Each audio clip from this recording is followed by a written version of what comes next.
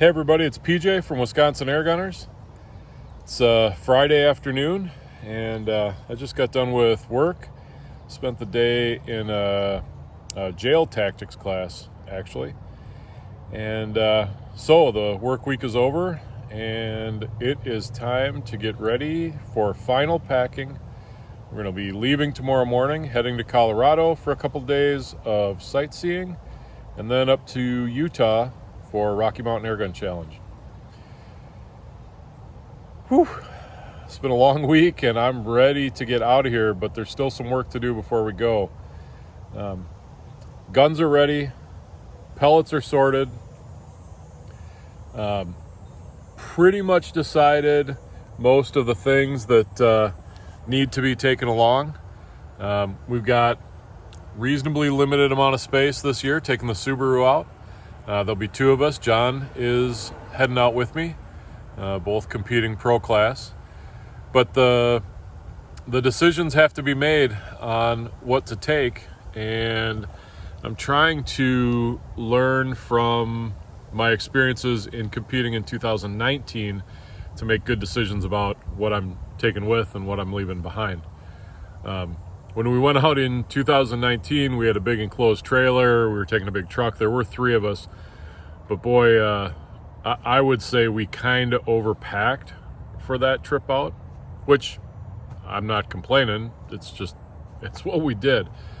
Some of the things that I think are essential to packing for a trip like this, obviously you have to make decisions about what rifles you're going to take.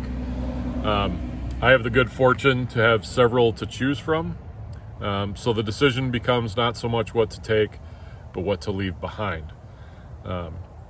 In this particular trip, I'm taking two 30 cals and a 22 caliber setup for slugs. I'm leaving everything 25 behind. I'm only taking with me 30 caliber pellets and 22 caliber slugs. So I'm kind of limiting how much ammo I'm taking.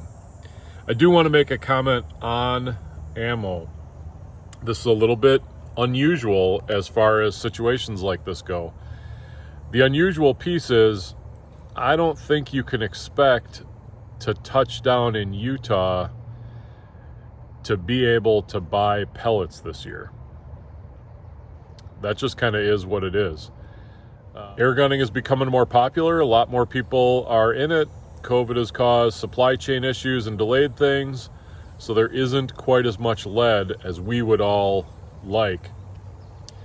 Nothing we can do about that other than be smart about what we shoot and wait it out and, get a tin when you can, but don't be a jerk and hog everything. So I am heading out there with the full intention that I will not be able to buy any extra ammo. So I have more than what I'll need for competition and the little bit of not so much tuning, but proofing my dope when I get out there. I have enough ammo set aside for that, but I'll not be planning to buy a bunch of extra ammo because I don't think that opportunity is going to present itself. If it does, I'll be surprised, and won't that be great? But for the most part, we're taking out what we need. John's bringing the 25, so John will have his 25 cal ammo. Obviously, you have to bring with you any shooting accessories you need, bipods, rear bags, monopods, the stuff you're going to use off the bench, or if you're shooting the speed competition or the precision rifle, whatever you're going to need for that.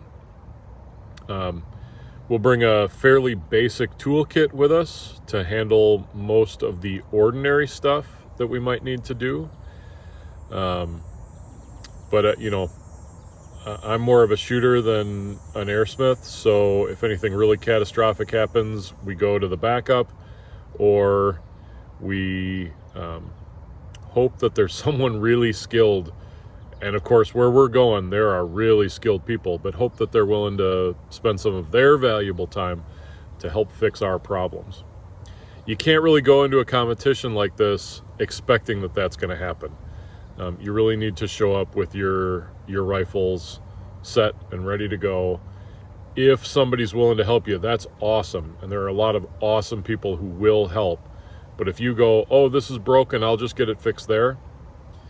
The people who are involved in the setting up of the competition do not have extra time on their hands to do a bunch of weapon maintenance for you. You want to have your stuff squared away before you get there.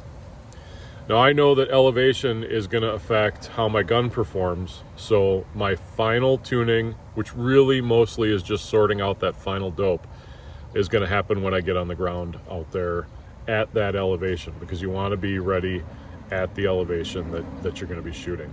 Things will just be different. And if you've never experienced that, well, this is an opportunity to experience it. You're also going to need to somewhat be self-sufficient, because while you'll be doing some of the shooting at the range, you may run into something where you need to do some additional shooting. The first time we were out there, pretty much every night we went out into the desert, found a desolate spot and did some shooting, which means you need to be air independent. So we'll be bringing a couple of tanks.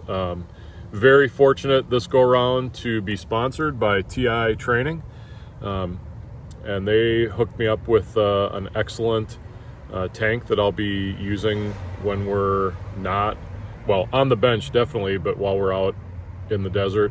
If we go that direction, we'll be able to get refills that way. Also still sort of in my field test of the Nomad 2, so we'll be bringing the Nomad 2 along. So as long as we got the car handy, we can air up off of that. So you want to make sure you've got those things. Two other things that I think are critical that I'm bringing, a collapsible table, a little one, not like a big 8-footer or anything like that, but a little stable table that we can do some shooting off of, something to sit on while you're doing that shooting, and then something to hang a target from. So I'll be bringing my Target Forge Quickie set, and I'm going to bring a set of Know Your Limit targets, as well as the new Card Shark, which will allow you to hang a card either front facing, so you can use it as a target, side facing, so you can, if you get out in the desert and you want to do trick shots, you can split cards, which is fun wherever you are, or you put two of them together and you can hang a paper bullseye target. So I've got some RX target system. It's basically a mock-up of one of the individual 100-yard bench rest targets, and I've got that so I can hang it between two of the Card Sharks on the Quickie, and now you've got a bench rest target that you can do whatever work you got on.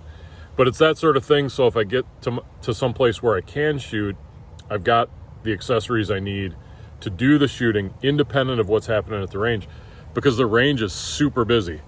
And even if you get there a day early and there's range time, there may be a lot of people getting there early looking for that range time, and you may not have as much time to do a whole lot of work as you need. And so you have to kind of be able to go off somewhere else, find a spot, set yourself up. Obviously, you need to make sure you're doing it within the bounds of what's legal, and you don't want to be trespassing and shooting on somebody's property. The folks at Utah Airguns are phenomenal about helping you find. I know when we were out there in 19, it was like, hey, can you help us find a spot to go shoot? And they were like, yeah, here's a spot on a map. You can go out here, and any place out here is public land or open land, and you can shoot out there. So there's space, but you have to know where you're going and what you're doing. If you show up out there, though, and you're not ready for that level of independence, now you're stuck to only being able to get some time on a bench at the range, which isn't necessarily bad, but you might not, if you're having some kind of problem and you need to sort it out, you might not be able to spend as much time there as you'd like. So those are just some of the things that I've learned from past competitions and thought it might be useful to you. My hope is that over the next couple of days, I can do a couple of these quick videos to kind of walk you through the process that we're running through going to a major competition. Because really what would be great is if you could join us there next year. Obviously not everybody can register for every event, but if you're sitting at home watching this going, man, that looks like a lot of fun, let me tell you, it is. It's a lot of fun. It's incredible. You meet great people, and you want to be there. So I hope you'll come with me over the next week on a little bit of our preparation, our arrival, our travel, and I hope that you see that we're having a really great time. And this next week is like the highlight of my year. Absolutely. Really looking forward to this. And while we're going to do a lot of driving over the next week, in the end, I know from having gone out in 2019 how much I hold on to those memories and how great that was. I know this next week's going to be phenomenal.